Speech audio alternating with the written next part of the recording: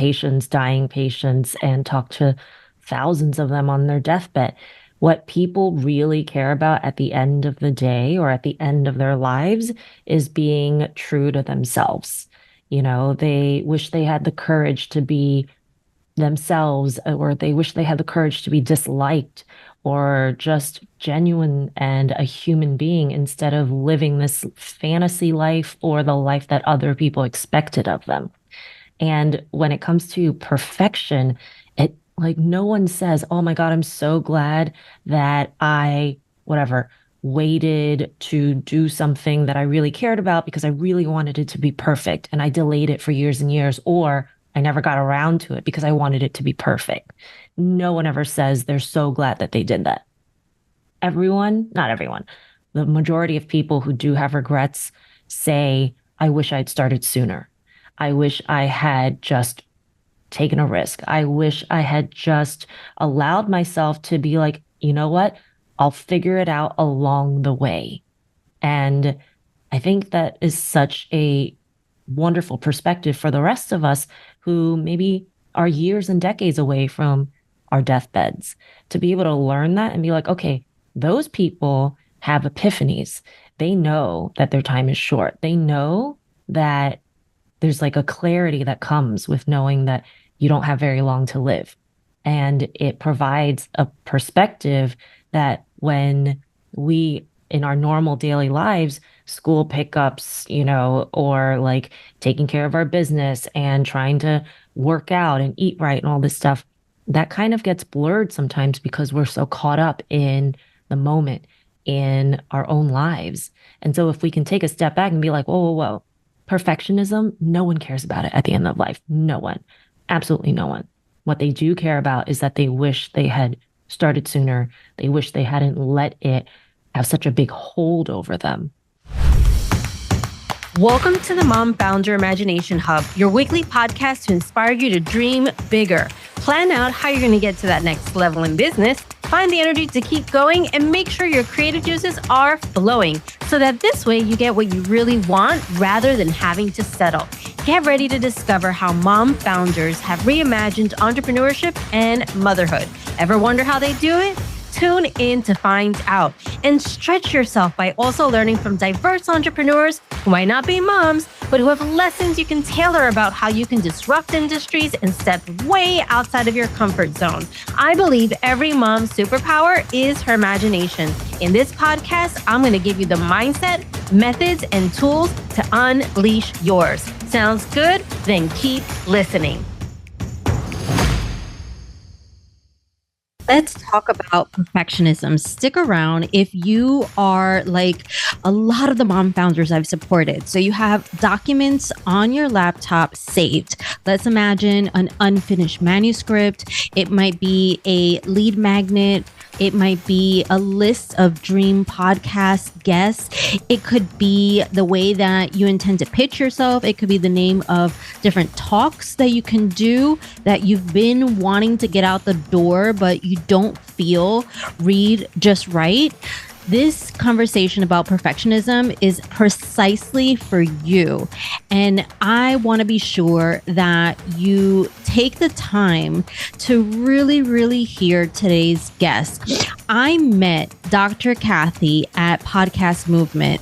If you're a podcaster, shout out. I would love, love, love to know. Reach out to me at Melissa Larina. Let me know if you were also at Podcast Movement. But Dr. Kathy is someone who really stopped me in my tracks because she brings experiences that are so special.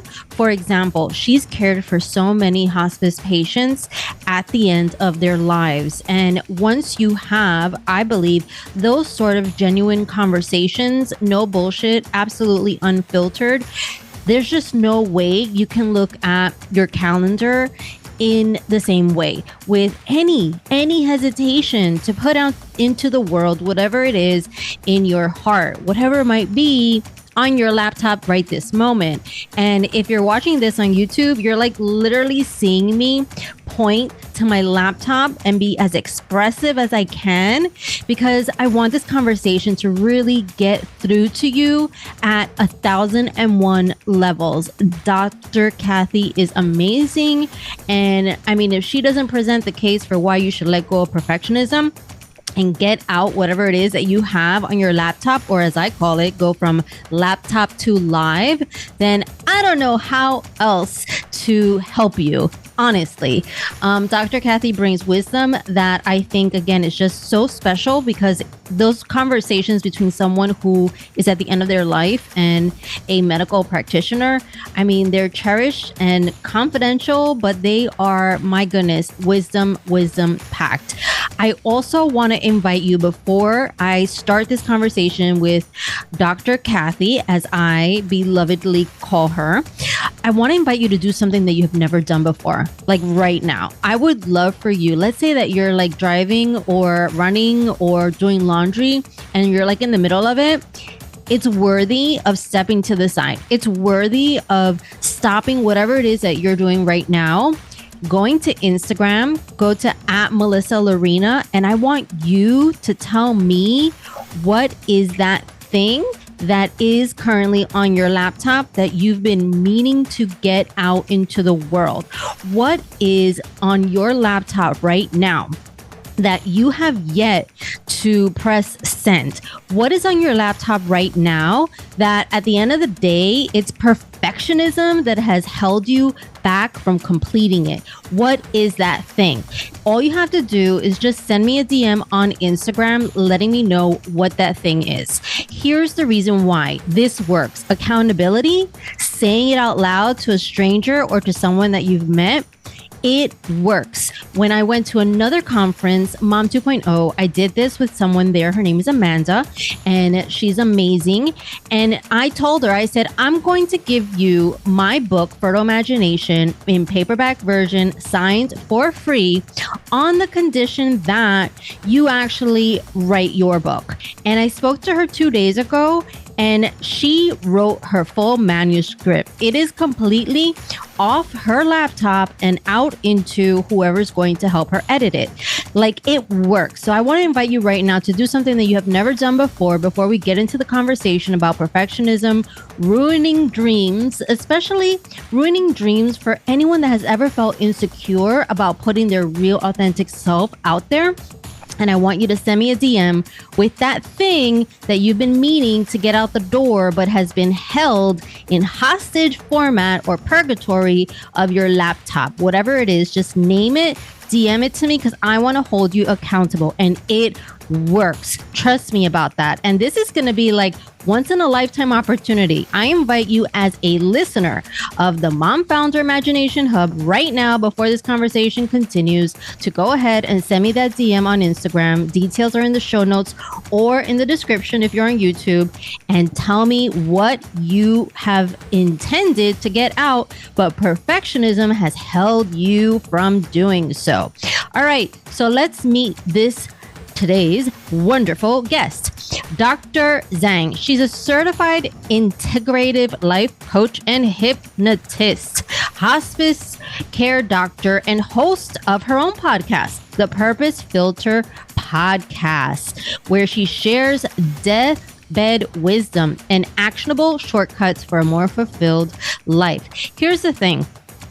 While that topic of death sounds like it's a downer, for lack of a better phrase, it is the truth. It is reality. And the most important thing that I think, Dr. Kathy shares in this conversation is the simple fact that that is one of the most sobering experiences you could ever experience, whether it's the death of a loved one or your own, health scare, whatever it might be. If it's emotionally very much of a shocking experience and a life disruptor, that is often what it takes for someone to actually take something that's on their laptop right now and put it out out into the world and make it live. And I don't want that to be what it takes for you to do that, which is why I'm inviting you to Instagram right now. DM me that thing that you have been holding hostage in your brain or in your laptop that you, as a mom founder, want to get out and live in the world. I will hold you accountable. So in this conversation, we're going to talk about a number of things. So whether it's making peace with doing something imperfectly, whether you need death in terms of someone else's to interrupt a pattern that has been holding you back, whether as a mother comparing yourself to perfection on Instagram is a good thing or a bad thing or like a not useful at all thing, but I've been guilty myself. And then also, what might you consider in terms of things you can do so that you don't feel like you're held hostage of the anxiety that might pop up for you when you're about to hit send to an email to a stranger because you want to ask them for funding, as an example. So this conversation is very valuable. And I honestly think that it's one that you have to share, like immediately. If you know a mom founder who you think is absolutely brilliant, has great ideas, uses her imagination, and she's got some good stuff stuck in her laptop, share this episode with her. You could share it easily on YouTube. You could share it easily in the platform that you're listening to this, if it's just an audio, but do something. Take action, because that's the whole point of life, to take action. So I want to invite you to send me on Instagram that one thing that you've been holding back that you definitely want to put out into the world so I can hold you accountable. Accountability works. I want to help you because I believe that mom founders, anything that you want to create, chances are it's going to be nourishing to the world, to the environment. And I want to support you. I want to lift you up and make you soar beyond this need or desire or the trepidation of doing something imperfectly.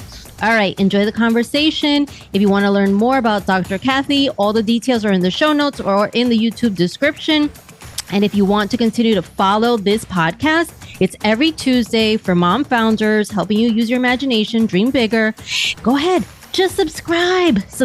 You already did something you were never thinking to do, which is send me a DM, but subscribe or follow me officially. Click that button in the audio format. Thank you very much and enjoy the conversation. Dr. Kathy, I am thrilled to have you on the podcast. How are you? I am amazing. Thank you so much for having me, Melissa. I am excited because we physically met first, which does not happen a lot. We were both at PodFest in Florida. That's right. And you had your beige hat and like you were just walking around. I was like, I know exactly who that is. Yeah, that beige hat thing, anyone that's curious, you can see it on Instagram at Melissa Larina. But that was like a risk I took because I'm a New Yorker. And Same. I heard you're a New Yorker. And so in New York, it's like, Dr. Kathy, you're in the uniform. You have at least black Zoom top, Mm-hmm. right? And so the hat thing is beige. And so I don't know. I just thought I'd put it out there. It was kind of like stepping out of my comfort zone, but like trying to own it. So I don't know. Mm-hmm. So did it work? Did I look like I kind of owned it, or was it like You clunky, told weird? No, you totally did. I thought that was just like you're a hat girl, or a hat lady. Oh, In a now good we're way. going far. In a good way. At least I'm not a cat lady. Nah, I don't know. Maybe you have cats. I don't know. I've met a lot of cat people. They're great people. But here's a question. So, coming off of this whole like, does somebody, put like their best foot forward, like just aesthetically appearances, right? Or like, does somebody, prepare their elevator pitch when they go to events and just have that illusion of being like, the I got my shit all together entrepreneur slash, in my case, mom, in your case, professional doctor. Like, what do you make of that idea of perfectionism and Mm. being perfect? Yeah, it's such a great and kind of loaded question because I think at conferences we, in a sense, have to be a little bit prepared so that we're not caught off guard, right? And especially if you're someone like me who's like really observant and like you are too, if you get a sense that people are not paying attention to you or they're, like, oh, who is this person? Then we get self-conscious and then we can't be our best selves and we can't talk about what we do and how we help people. And so I do think that there's a level of general preparedness that we should all have. And at the same time, I know you've probably seen this in conferences where there's some people who are only elevator pitch, who are just so rehearsed. And you're like, okay, where's the human? Where's the person behind the brand or the business or the podcast? And so I think having that balance between being like, you know what? Okay, if I mess up my elevator pitch, it's okay because I'm a human and I want to have human connections. And I think that's what people are really searching for these days is authenticity, is connection, is being like, is that person genuine? Because then I'm more likely to, you talk with mom entrepreneurs, I'm more likely to like, know, and trust them and maybe pay them too. Totally agree. I think we've gotten smart enough to kind of like sift through what's not really real.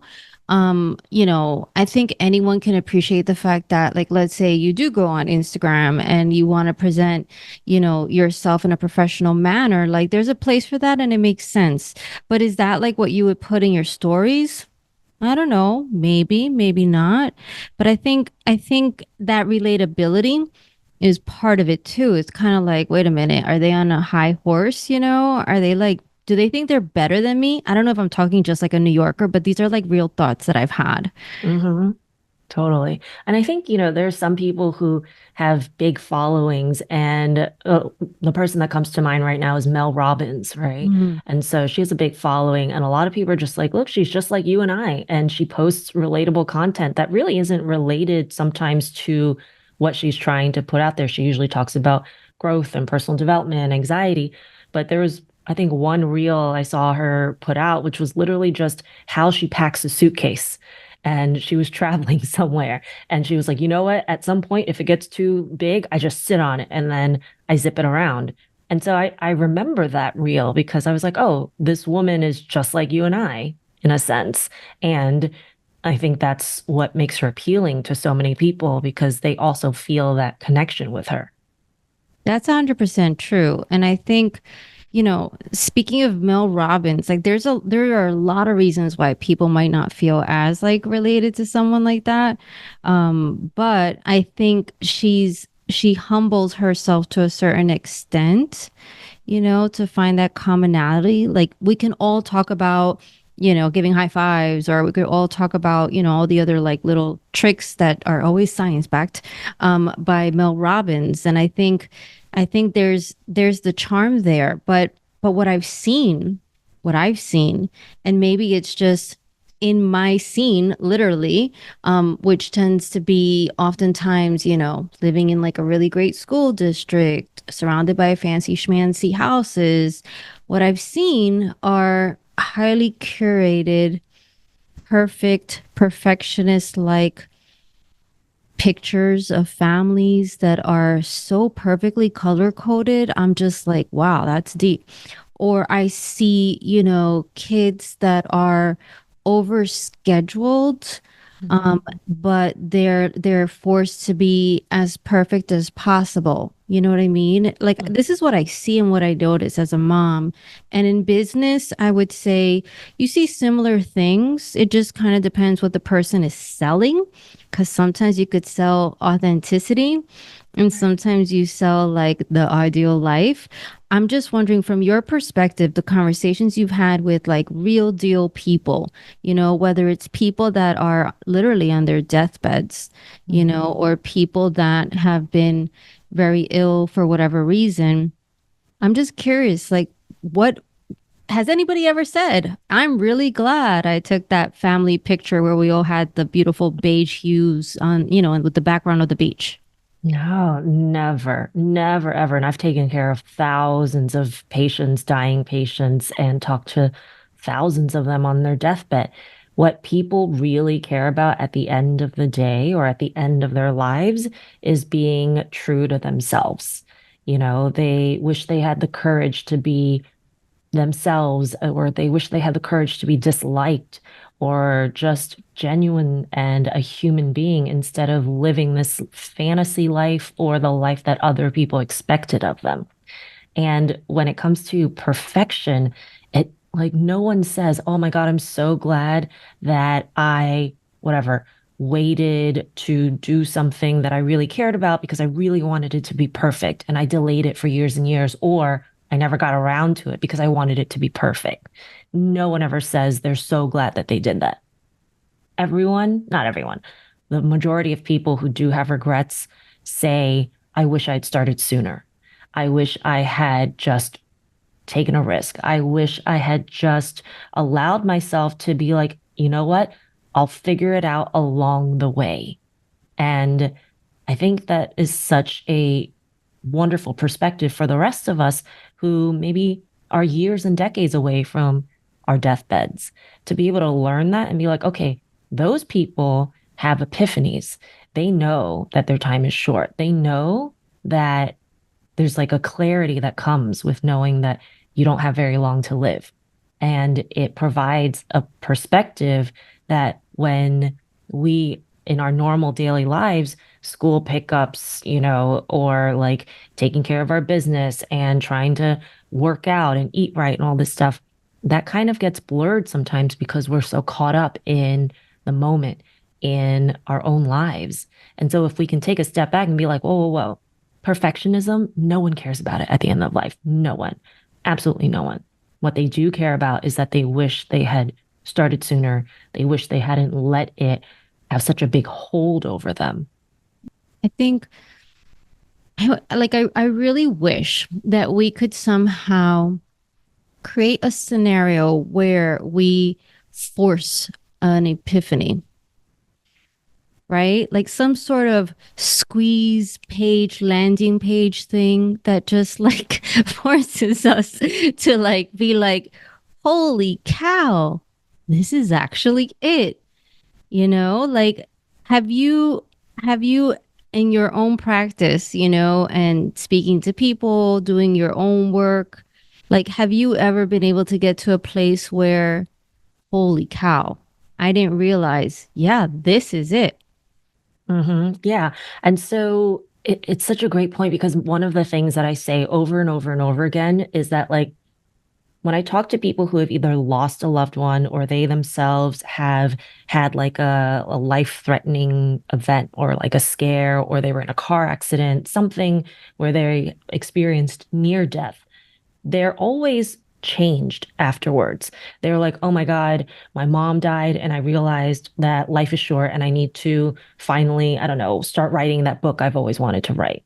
Or, oh my God, I got into a car accident and I almost died, and I realized I, need to spend more time with my kids and a little bit less time at the office. And so I always say that it's not as if someone gets into a bad car accident and they automatically just kind of like get a download from somewhere and that allows them to be like, I'm going to spend more time with my kids, or I'm going to lose 100 pounds, or someone loses a loved one. They're like automatically get the skills to stop smoking cigarettes or something like that.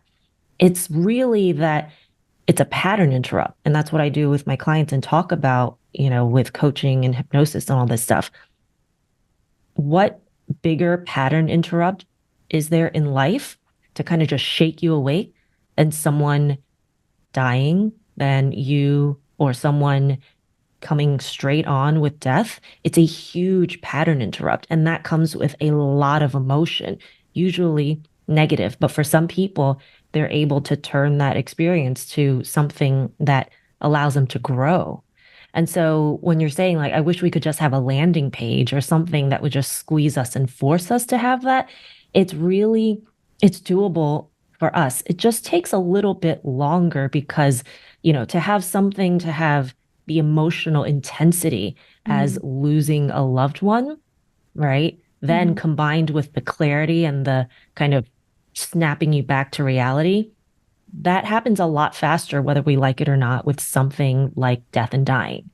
And we can generate that for ourselves if we, hear a quote from somewhere, we're like, oh my God, that's life changing. Or we see someone's, I don't know, speech or TED talk, hear your podcast, whatever it is. And then if we can generate enough emotion behind it to be like, no, I have to change. This has to change. This cannot go on any longer. Then we can have the same transformations and hopefully with a little bit less pain than losing a loved one.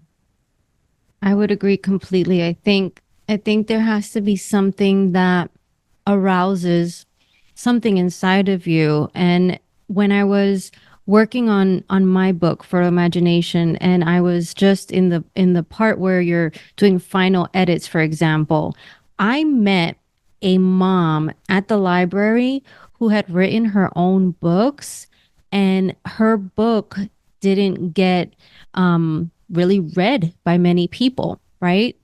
And so for me, it wasn't so much that I felt aroused inside as much as I felt like I saw what would be possible if I didn't get my act together and like do things that were hella scary.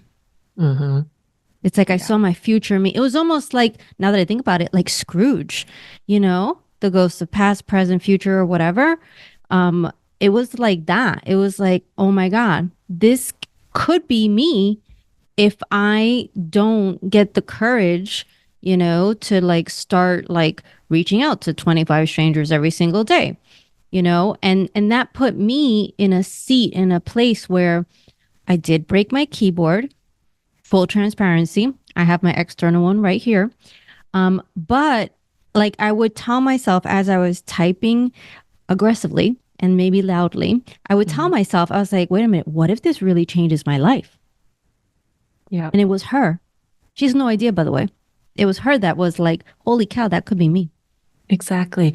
And, that's what people do, like Olympic athletes, in a sense, with visualization. They see themselves Mm-hmm. over and over, hitting the tennis ball, like touching the wall at the end of their swim or, running the race. And so they visualize that. And that's just all like, the brain and allowing the brain to see that reality and working with our brains and psychology and some of the things that I do with my clients is knowing that the brain and humans respond to avoiding pain Mm-hmm. and moving towards pleasure.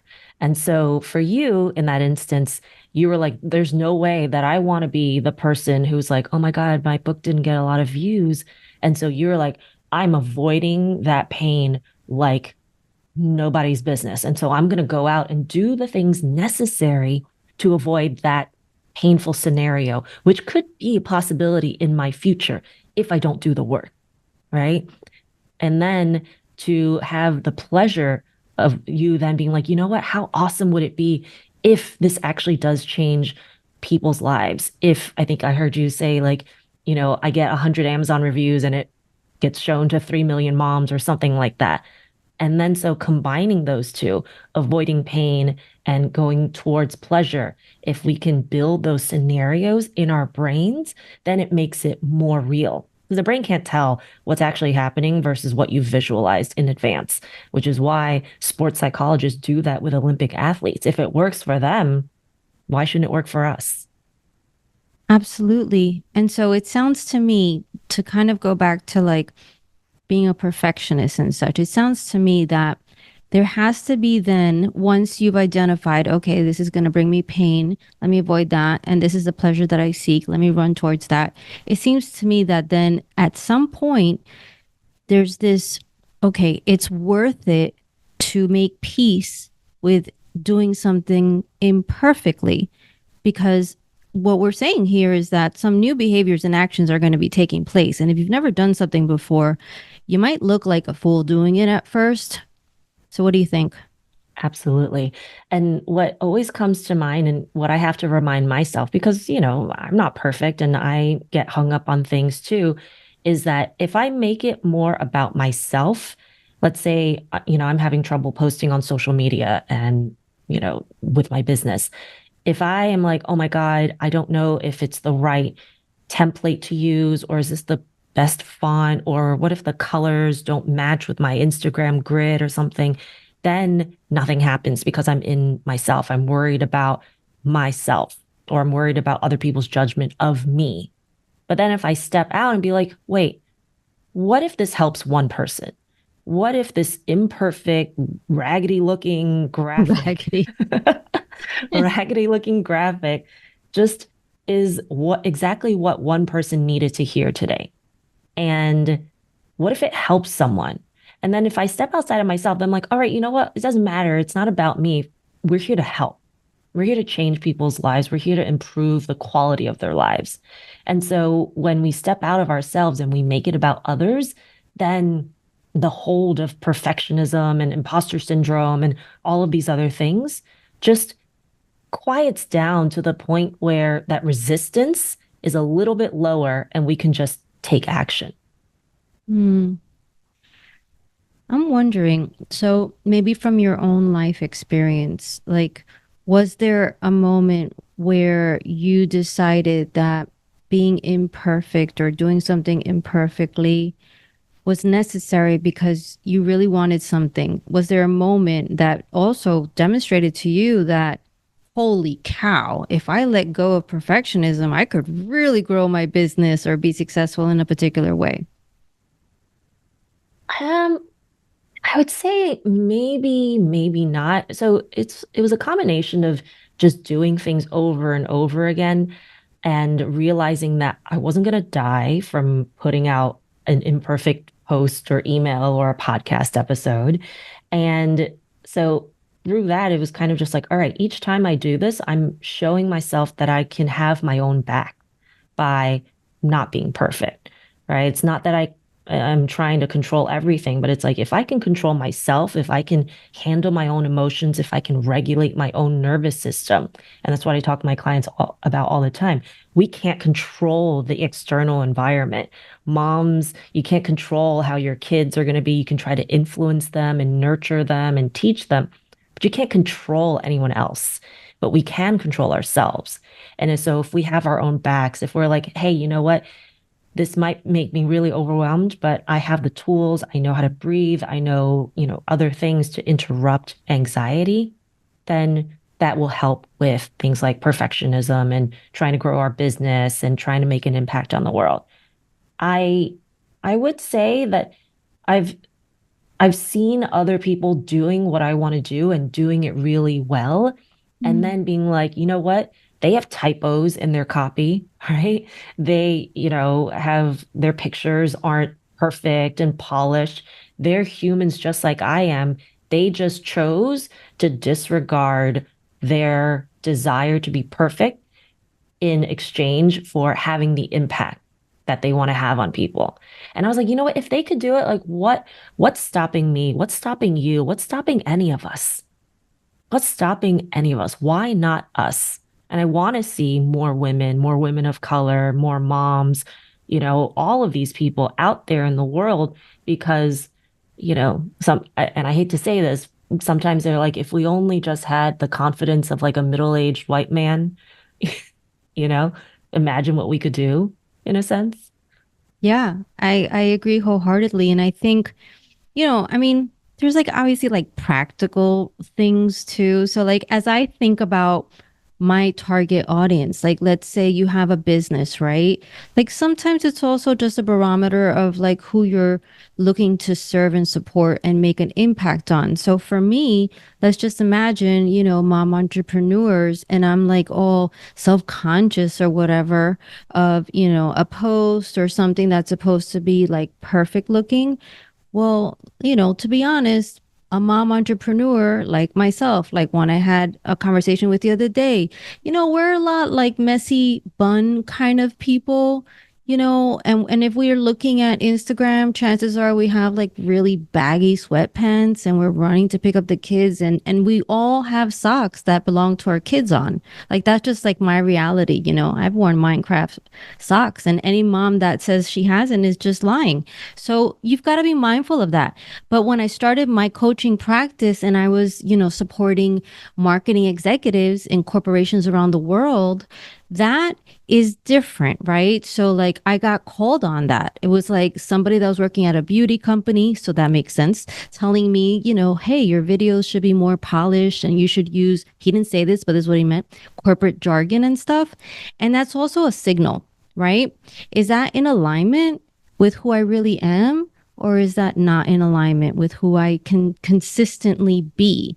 So your point, Dr. Kathy, as far as, what really matters when it's the end of your life, being authentically you, is 100% the option that should bring you way more pleasure than the pain of appearing imperfect to your friends. Yeah, absolutely. And then when we are not who we are on the inside, when we're not authentic, that creates a disconnect. And when there's a disconnect, that manifests in different ways. Physically, right? There are some people who, I know a friend of mine who literally gets eczema all over his body when he's not in alignment. And he didn't realize what it was before. He just thought it was eczema and all this stuff, but there was triggers for that that would make it worse when he was holding himself back from saying something or not being aligned with himself. So there's psychological stressors too, and feeling overwhelmed and stressed, and that having an impact on our physical health and spiritually, all these things. When we're not in, again, alignment, when we're not ourselves, that shows up in our bodies. It affects our mental and emotional health. It affects our relationships with people. And so I think it's one of these things where people are chasing it in some ways, but they're also not allowing themselves to be who they actually are because they think they have to be someone else for society, for their parents, for their kids, for their friends, for their spouse, their partner, whatever it is. And at the end of life, people realize that, what was it all for? Like, really, what was the point of doing that? Because, you get to the end of your life, you can't change a damn thing. But if you're hearing this now, maybe there's something you can do about it. Yeah, absolutely. And I think we could conclude there because that was a mic drop. Dr. Kathy, where can listeners follow you and ask about your services? Yeah, so my website is Louis Kathy Zhang, Lui, Kathy with a K, Zhang, and I'm on Instagram at Purpose Filter. I'm on LinkedIn too. We can put that in the show notes, but I imagine, those are a great place to start to find out more about me. So Dr. Kathy just said to find her on Instagram. So that means we could hold her accountable for posting at least every single day. Oh my God, yes, please. I need it. and not that it's going to be raggedy, but you said the word and it's just like really funny. And it's okay if there's something that gets, put out there that's raggedy. It's like totally fine as long as it's an everyday sort of consistent thing. That'll be good enough, my friend. Good enough. Thank you for this conversation, Dr. Kathy. I think it's urgent. It's really important. Thank you so much for having me and bringing this topic to light because it affects so many people. Definitely. Wasn't that conversation sobering for me? I think that reminder that, this is a finite experience we are experiencing right now from a human perspective is something that I forget way too often. And I think it's a shame because as a meditation practitioner, it's something that I have been taught even now in my training with Jack Kornfield. I am learning to appreciate, be reminded, and to be aware of loss, of grief, and of the fact that there's an impermanence to everything and we shouldn't grasp to life. Isn't that interesting how I could like tell you all of this, but then on a day-to-day basis, I'll get stuck and I'll be like, okay, I cannot download this file from Dropbox. God help me. How am I going to get through the day? Such silly things, right? So perfectionism, don't let it get to you. That's the big, big, big point. And also, there are ways that you can, for yourself, figure out how to have an emotionally significant experience instead of having to endure death so that you can actually move forward and interrupt your own pattern. Dr. Kathy shared one idea in this episode. The second thing out of the three that I think are really creative and ways that you can use your imagination as a mom who has this superpower is this idea that, okay, what tools might be helpful for me to interrupt the anxiety I feel before I hit send on an unfinished product, or maybe not the best product that I could produce, but the product that I was able to do in between schlepping the kids from swim practice to wherever. Third point that I think is really worthy of just saying over and over and over and over again. So your brain is really interesting in the sense that, and Dr. Kathy said it, if you visualize something, your brain is not going to know the difference. Like, did it really happen? Or was it something that, I'm just making up? And so visualization really, really works, but you've got to believe yourself. You cannot bullshit yourself. I feel like I need a billboard that says that you cannot bullshit yourself. It's just like a near impossibility. So what's important there, and I shared it with Dr. Kathy in this episode, is, if you honestly think to yourself, like, wow, if I keep emailing all these people before my book launch, I might actually become a success. And if you keep saying that to yourself, somewhat like an affirmation, but one that you believe, it really works. So I hope you enjoyed this conversation. Send me the DM. That's the whole point of this. Send me the DM on Instagram at Melissa Lorena. If you don't have Instagram, just go ahead to the show notes and find your way to catch me and tell me, what do you have that's locked in your laptop that you want to make live? I want to hold you accountable. It works. And I know how to push people with tough love, but also gentle understanding. I get it. I get your bandwidth. I get the emotional burden of motherhood. I get how launching a business and the uncertainty and the amount of either hustle or whatever you want to call it can absolutely wear you down. And I want to hold you accountable because I know whatever it is that is stuck in that laptop, chances are it's just because you want to present yourself as fully perfect, or you feel insecure, it's not good enough to your standards, but something tells me it's good enough. So go ahead and DM me that thing that's locked in your laptop but should be live. Do it right now if you haven't done it yet. And again, check out Dr. Kathy. She's amazing. Thank you again. And until next Tuesday. And if you want to keep following me, it's so simple, right? It's like everybody on YouTube tells you the same thing. It's like subscribe to the channel or follow me officially on iTunes or Spotify, whichever place you prefer. Thank you so much. Again, this is Melissa Lorena. I'm appreciative of you. And come on now. It's like, perfectionism is not worth it. It's not worth it. Get out what's on your heart. That is like the biggest healing that you can actually experience and give to the world. Let's make an impact. DM me. I want to hold you accountable. Bye.